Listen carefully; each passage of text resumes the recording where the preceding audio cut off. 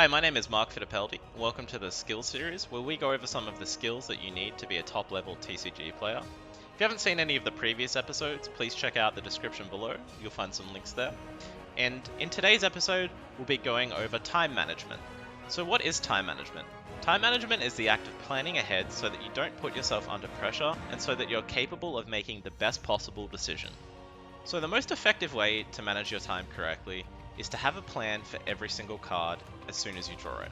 Now, the hardest time to do that is when you get your opening hand, because you've received so many cards at once that at times it can be overwhelming. Now, in this example, it's quite simple because I have a 1 mana card, a 2 mana card, a 3 mana card, and a 4 mana card.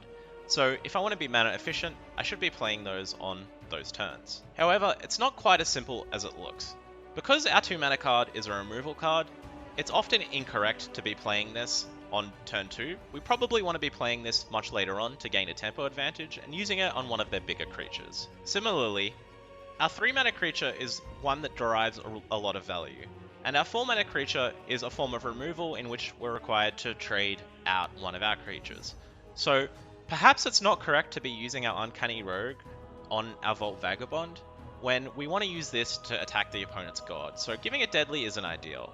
So in this circumstance, we're thinking we definitely want to play our Switch Duelist, so let's just make that play and keep planning ahead to figure out the best way that we can use our other cards and hope to draw something that will provide us a way to use our Uncanny Rogue better. So in the previous example, I was planning up to 4 rounds ahead by planning for each card in my hand from 1 to 4 mana. A round being the act of me taking a turn and then you taking a turn. So a turn is one individual action. I often recommend that it's best to plan 3 turns ahead. So in that example, it would be me taking a turn and attacking with the Switch Duelist, and then my opponent takes a turn, and then I react again. So that's planning 3 turns ahead. So the reason I recommend using 3 turns is because that is much easier to visualize and see what's going to happen. Now, I know that if I attack the opponent with a Switch Duelist, then they're not going to be able to kill the Switch Duelist because it flips its attack and health with their Veteran Archer. So then I'm quite comfortable in attacking and knowing that the Veteran Archer is not going to be very useful. And then I can know, okay, well, if I play my Vault Vagabond now, I'm probably going to be able to attack their god and get a card out of it because this will enable the flank of the Vault Vagabond.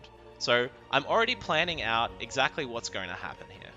Now, perhaps the most effective way to make sure you're using your time effectively is to spend your opponent's timer to think about what you're going to do with your cards when they pass back to you.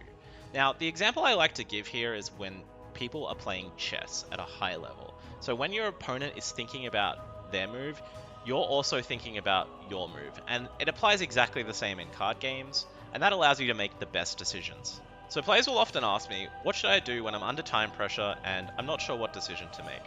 Generally, I recommend the best thing you can do is to default onto the previous heuristics we've talked about, such as mana efficiency and card advantage, because whilst they might not be the best possible thing to do, often they won't be a bad thing to do, and sometimes that's all you need.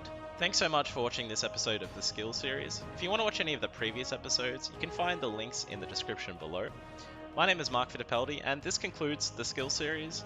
And if you have any suggestions of future series that you'd like to watch, please let us know, and we hope to see you soon.